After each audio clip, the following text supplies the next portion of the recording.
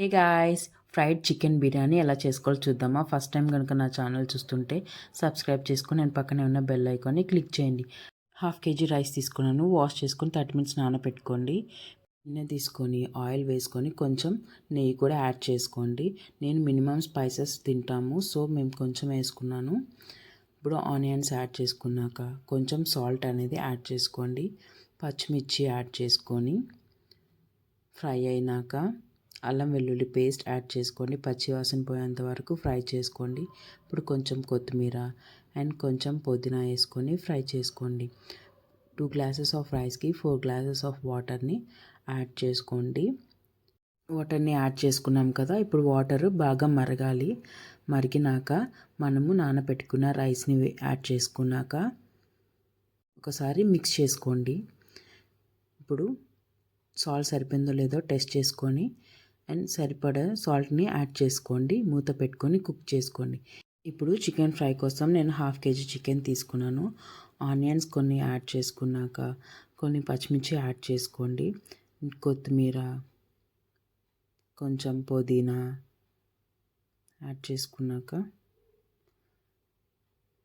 అల్లం వెల్లుల్లి పేస్ట్, కొంచెం సాల్ట్, 2 spoons ఆఫ్ కారం వేసుకుంటున్నాను. కొంచెం స్పైసీగా తినాలనుకున్న వాళ్ళు నేను ఎంత యాడ్ చేసుకున్నానో అంత యాడ్ చేసుకోండి. ఇప్పుడు కొంచెం పసుపు యాడ్ చేసుకున్నాను. ఇప్పుడు కొంచెం garam masala and dhania powder add చేసుకున్నాక ఒకసారి మిక్స్ చేసుకోండి. మసాలాలు చికెన్కి బాగా పట్టేలాగా మిక్స్ చేసుకోండి. ఇప్పుడు కొంచెం కర్డ్ కూడా యాడ్ చేసుకోండి. కర్డ్ని బాగా మిక్స్ చేయండి. మిక్స్ చేసినాక ఇందులోనే కొంచెం పెప్పర్ అండ్ ఆయిల్ కూడా వేసుకొని ఒక 30 minutes పక్కన నానబెట్టుకున్నాం కదా. ఇప్పుడు స్టవ్ మీద పెట్టేసుకొని ఫ్రై చేసేసుకుందాం. ఫ్రై అవుతుంది కదా, కొంచెం బ్రౌనిష్ కలర్లో వచ్చేంత వరకు ఫ్రై చేసుకోండి. ఇలా ట్రై చేయండి, చాలా బాగుంటుంది. అయిపోయింది. రైస్ ఎంతవరకు వచ్చిందో చూద్దాం. రైస్ కూడా ఇంకా ఆల్మోస్ట్ అయిపోవచ్చింది, కాస్త కుక్ అవ్వనండి. ఇప్పుడు సర్వ్ చేసుకుందాం.